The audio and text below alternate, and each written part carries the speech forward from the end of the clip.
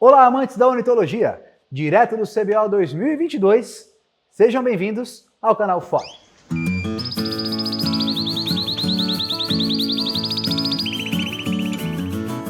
E o canal FOB continua aqui no Campeonato Brasileiro de Ornitologia 2022.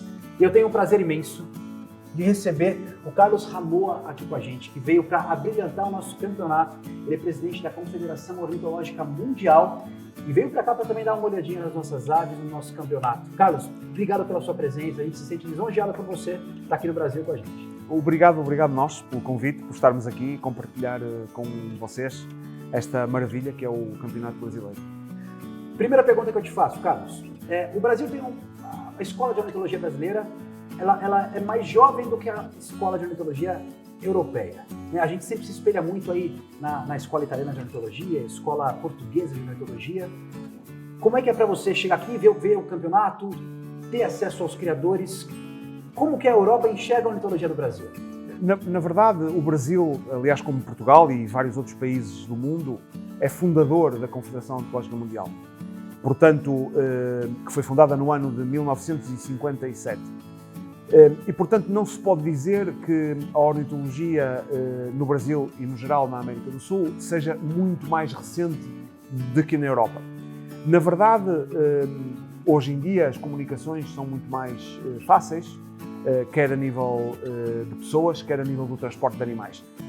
Eu noto realmente que a ornitologia, principalmente a canaricultura, que é maioritária quer na Europa, quer na América, principalmente na América do Sul, teve a sua origem também, fundamentalmente nos países americanos, na imigração. A imigração trouxe também esse gosto pela canaricultura.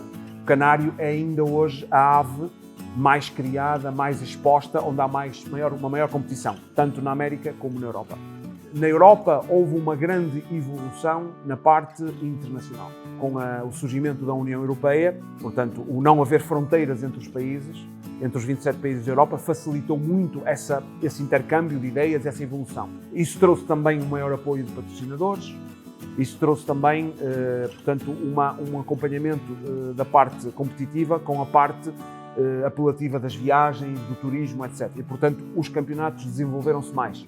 Mas a nível da técnica, por exemplo, em canaricultura de cor, do canário de cor, eu diria que Brasil, Argentina e alguns outros países da América do Sul têm exemplares que podiam competir com os melhores exemplares europeus.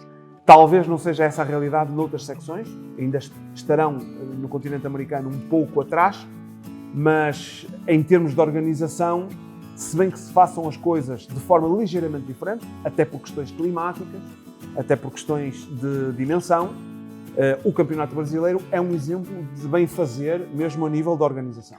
E, portanto, eu acho que é interessante para os europeus aprenderem com a realidade americana e é interessante para os americanos, e quando digo isto, os residentes do continente americano, de aprenderem com a realidade europeia. E é isso que é a COM, ou que pretende ser a COM. Pretende ser esse compartilhamento, essa aprendizagem de realidades, de culturas, de modos de fazer dos diferentes países do mundo, naturalmente. Você tocou num ponto que é muito interessante, que é essa questão de fronteiras entre os países. Você tem um diálogo muito direto dos países europeus, inclusive no quesito de espécies, da integração de espécies, de você ter um acesso muito fácil. Aqui no Brasil, a gente não pode deixar de tocar no assunto de que a legislação atrapalha bastante a criação de aves aqui no Brasil. Como é que a política europeia olha para a criação de aves na Europa? Na Europa, nós temos em vários países legislação, ou tínhamos na maioria dos países, legislação que impede a criação e a manutenção de espécies autóctones, ou seja, de espécimes de aves das mesmas espécies e com o mesmo aspecto das aves que ocorrem na natureza na Europa. É um ponto essencial em todo o mundo, que é, nós lidamos com aves domésticas, não lidamos com aves selvagens. Naturalmente, as espécies podem ser as mesmas, mas as aves, os exemplares, não são os mesmos. Isto é fundamental. A ideia de que nós temos uma jaula deve ser abandonada. Uma gaiola no termo português, que os espanhóis, por exemplo, utilizam o termo jaula, é não uma prisão para aquele espécime, mas sim a sua habitação. É onde ele vive, onde ele procria, onde ele se exibe, portanto, onde ele está confortável. Esta ideia, que é difícil transmitir a quem não faz parte, quem não tem esta paixão ou não conviveu com esta paixão, muitas vezes desde criança, como dizia o vosso ex-presidente, falecido presidente Beraldi, dizia criação de canário é coisa de criança. E exatamente esta paixão que surge normalmente no tempo de criança, por razões familiares, quem não tem esta experiência tem mais dificuldade em perceber que, tal como temos um cão ou um gato em casa, que é um animal doméstico, os nossos canários, os nossos periquitos, os nossos manons são animais domésticos e sentem-se confortáveis na sua habitação, que é muitas vezes também a nossa, e que, portanto, não tem nada a ver com um espécime que é caçado ou apanhado na natureza. Esta ideia na Europa luta contra lobbies muito poderosos, a que nós chamamos animalistas, que eu penso que também existem em outros países, nomeadamente no Brasil também existem, no continente americano. Uma corrente de opinião fundamentalista que não admite a existência de animais domésticos, que luta, neste momento, luta contra a manutenção, nomeadamente das aves em ambiente doméstico, mas também de outro tipo de animais, como os répteis, como animais de companhia, mas o seu objetivo final é a não existência de animais domésticos, nem mesmo aqueles de produção, nem mesmo aqueles que servem para a nossa cadeia alimentar. Portanto, essa corrente de opinião tem ganho muitos adeptos na Europa. Existem partidos políticos na Europa que elegem, têm capacidade de eleger representantes políticos ao nível municipal, ao nível regional, ao nível nacional. Nós temos, neste momento, como digo, na Europa, temos a União Europeia, é um acordo entre 27 Estados europeus, onde estão a maioria dos Estados com maior capacidade económica, com maior população, e, portanto, normalmente, todo este tipo de legislação é decidido a nível europeu, é consensuado a nível europeu, e depois é transposto para a legislação nacional. Os países têm que respeitar estes regulamentos, podem ser mais restritivos, mas não menos restritivos. E, portanto, uma parte da intervenção da COM neste momento, que faz parte, aliás, de um dos grandes objetivos nossos para os próximos anos, é que a COM seja reconhecida a nível da Comissão Europeia, que é, digamos, o órgão de governo da União Europeia, é o órgão executivo de governo da União Europeia,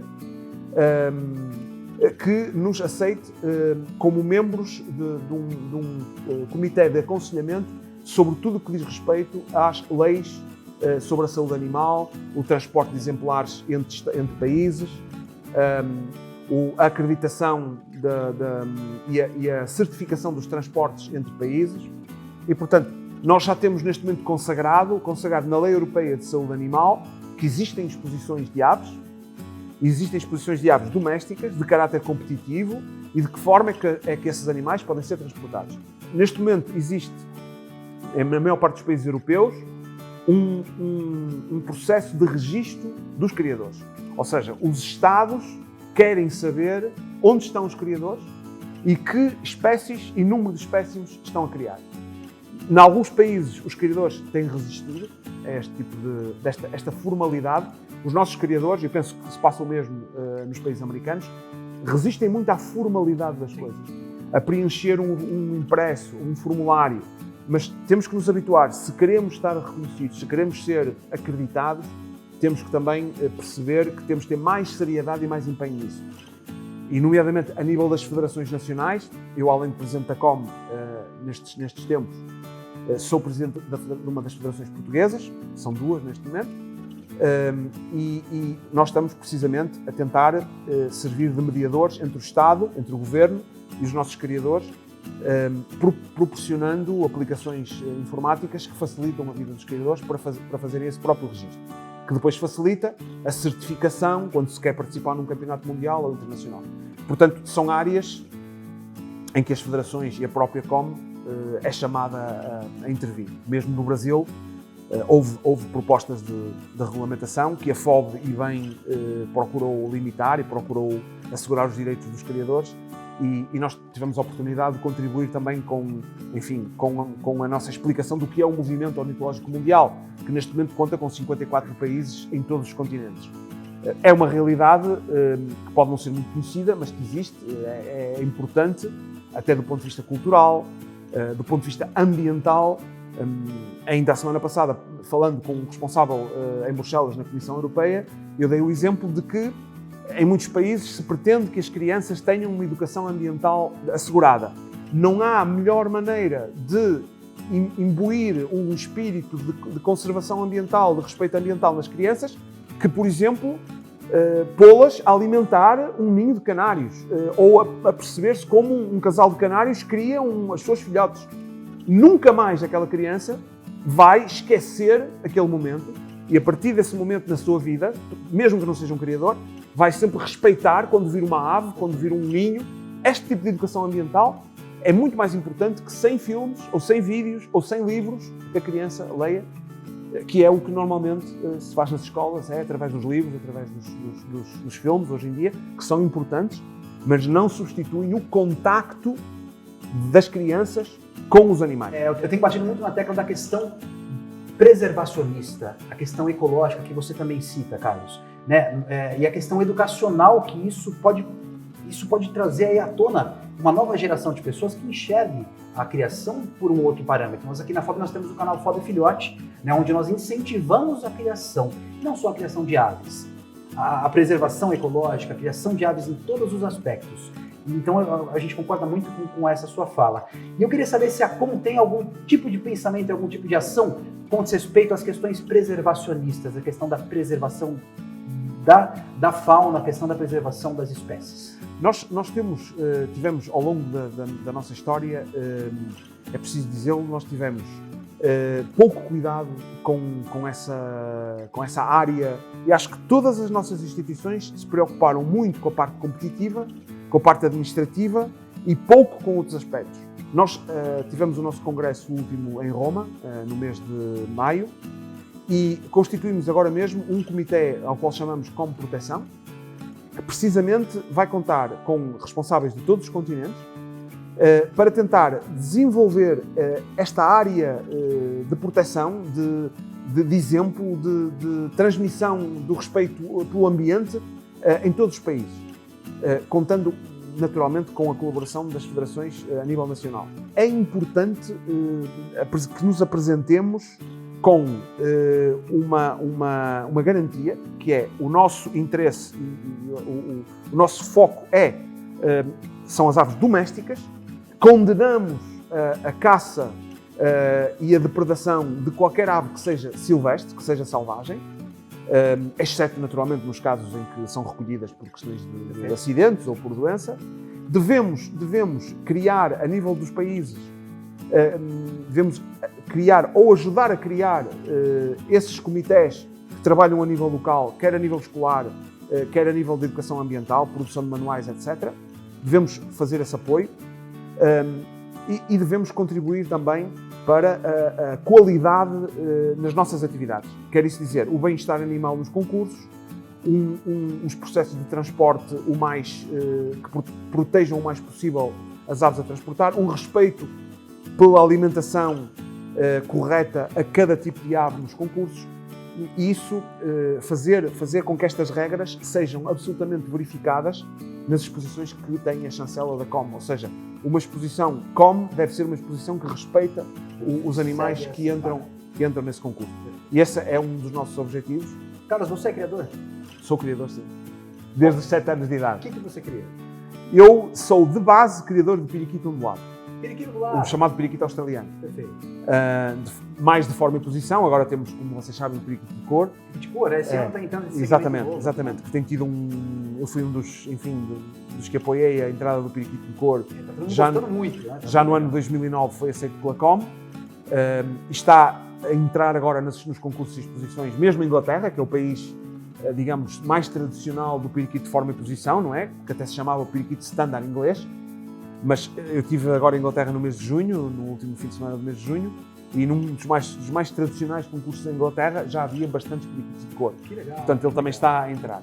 Portanto, eu de base sou criador de periquitos de cor, mas também tenho canários, tenho mandarins, tenho manons, tenho canários tanto de cor como de porte, tenho rolas, por exemplo, também. Portanto, tenho realmente bastante espécies. E gosto muito de concorrer, de levar os meus pássaros a concurso.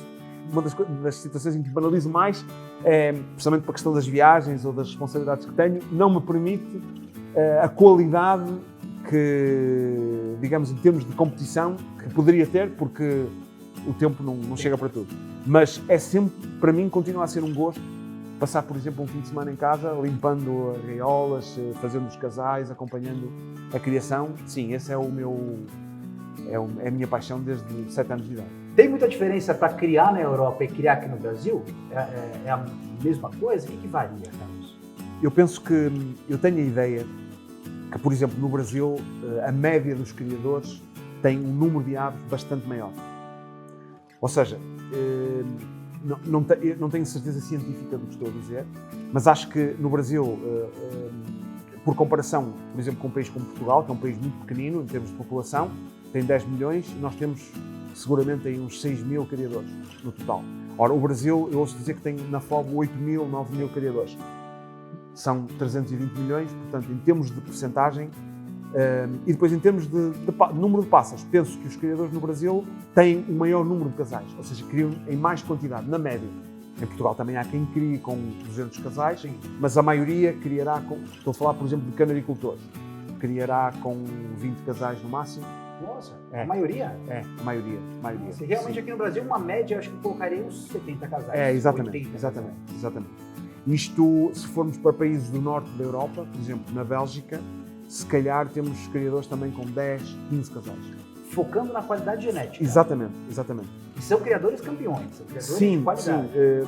Por exemplo, os maiores países na Europa são, em termos de número de criadores e participação no ambiente como mundial e campeonatos internacionais, e mesmo dimensão do campeonato nacional, a Itália e a Espanha. São países com populações parecidas, à volta de 50 milhões, cada país, e tem à volta a Itália tem cerca de 18 mil criadores, e a Espanha acredito que tenha muito perto também de 18 mil criadores, ou até mais.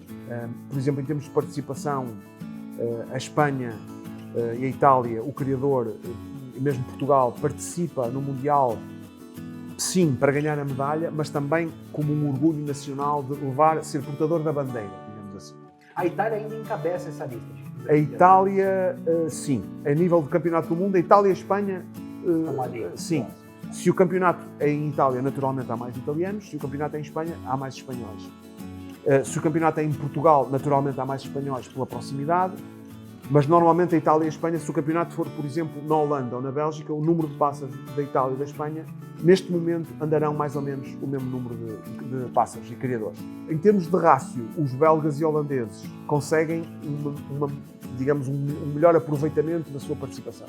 Ou seja, o criador belga ou holandês focaliza-se mais e leva ao campeonato mundial a ave ou o pássaro que acha mesmo que vai conseguir uma medalha. Enquanto que o criador espanhol, o italiano e o português, mesmo que saibam que não vai ganhar uma medalha, não se importam gostam de fazer ver o seu trabalho, mesmo que saibam que provavelmente não vão ter essa medalha. Há uma grande paixão, digamos, é quase um nacionalismo, um orgulho de levar um passarinho representando o país. Não é? O Mundial é muito isso. Tem muita rivalidade? Sim, alguma rivalidade, não digo que seja... É uma rivalidade que eu considero saudável, sim. Na maioria, esmagadora maioria dos casos, sim. Carlos, acho que para terminar a nossa conversa aqui, o momento dessa nossa conversa que você mais sorriu foi quando eu perguntei se você era criador, que tipo de ave você criava. E aí te faço uma pergunta, como um presidente de uma confederação mundial, o que tem que ter em comum para ser criador no mundo? O que essa pessoa precisa ter? Só tem que ter a paixão. Eu lembro-me quando fazia parte do comitê diretor em 2010, o presidente na altura era um italiano, chamava-se Salvatore Cirmi, e eu convenci-o, falei com ele e disse-lhe que seria bom o comitê diretor da COM, que nessa altura era composto só de europeus, deslocar-se ao Brasil e na altura deslocamos aqui ao Brasil e depois ao Campeonato Mundial, que era na Argentina, que era logo na semana seguinte, para que eles se consciencializassem da realidade que existia na América do Sul enquanto criação de, precisamente, da canaricultura, mas da ornitologia em geral. Porque o europeu, quer nós queiramos, quer não, se não considerarmos o português e o espanhol, que têm relações especiais, o português com o Brasil e os espanhóis com os Estados de língua espanhola, havia e ainda há um certo déficit de conhecimento sobre a realidade social e humana na América do Sul. E em termos de canaricultura, considerava-se que a canaricultura e a ornitologia existia na Europa. Porque tudo o resto era um pouco uma realidade, digamos, muito singela. Ora, não é isso. Principalmente no Brasil, com esta realidade da FOB, digamos, também com uma realidade importante na Argentina, com campeonatos muito participados, se calhar não houve, digamos, a organização e a estrutura que teve a FOB durante bastantes anos, uma constância de pessoas que tiveram um projeto, que o levaram a cabo, que se mantiveram nas equipas. Isso permitiu a realidade que nós temos aqui hoje e a dimensão do Brasil também ajudou, não é? A dimensão como país continental. Mas na Argentina existe uma realidade muito forte a nível de participação de criadores. E essa realidade era completamente desconhecida na Europa. Havia brasileiros, argentinos, chilenos, peruanos, alguns americanos que se deslocavam à Europa. Uruguai, sem dúvida. Uruguai é um país que, embora pequeno, muito, muito empenhado na Confederação Mundial desde a sua origem. Os primeiros campeonatos no Hemisfério Sul foram contemporâneos com os primeiros campeonatos mundiais do Hemisfério Norte. E, portanto, o Uruguai também é um país, embora a sua dimensão, eu costumo comparar muito o Uruguai na América com o Portugal da Europa. Ou seja, com a sua dimensão pequena, mas com um grande empenho. Portanto, Portugal hoje em dia também organiza muitos mundiais, como o Uruguai tem organizado mundiais. E, portanto, havia um déficit muito grande na Europa sobre a realidade americana. E, portanto, quando realmente viemos a primeira vez, a maior parte dos europeus ficaram espantados, como agora alguns dos nossos colegas. Sim, viram fotografias, sabiam os números, mas chegam aqui e é impressionante. Ficam impressionados. Fundamentalmente, é preciso entender que esta paixão existe em todo o mundo. E, portanto, é impressionante ver que, sem dúvida, a única coisa que é preciso é gostar de criar e gostar de expor. O resto é o menos importante. Muito importante, sem dúvida, a parte técnica, que o objetivo do criador no Brasil, em Portugal, na Itália, na Argentina, seja o mesmo ideal. Penso que isso é importante. Os juízes, os técnicos conversem entre si, consensuem os estándares, as regras técnicas, isso é importante. Mas o mais importante, exatamente aquilo, é a paixão por criar durante um ano e depois, ao final do ano, poder mostrar aos outros, partilhar essa experiência. Falar em mostrar aos outros, quando que é o próximo Campeonato Mundial? O próximo Campeonato Mundial será em Nápoles, do Hemisfério Norte, será em Nápoles em janeiro, e vamos ter dentro de 3 semanas o Campeonato Mundial do Hemisfério Sul, que será no Chile, em Santiago do Chile. Perfeito. Então, está feito o convite aí para você que está em casa para participar desses campeonatos. Eu sempre digo que a ornitologia é uma casa de portas abertas para quem quiser entrar, para quem quiser começar a criar. É uma casa de amigos, uma casa de família. Isso é unânime em todo mundo. E muito importante, para ser campeão basta um pássaro, um canário. Com um canário não é preciso ser um grande criador, é preciso ser um bom criador, claro, mas se tiver um canário bom, um periquito bom, um manon bom, pode ser campeão nacional ou campeão mundial. Quem sabe. Muito obrigado. Muito obrigado. Seu conhecimento. Obrigado por vir aqui até o nosso campeonato. Obrigado. Você que está em casa, deixa o seu like nesse vídeo, compartilha quantas vezes quiser e vem com a gente nesse voo.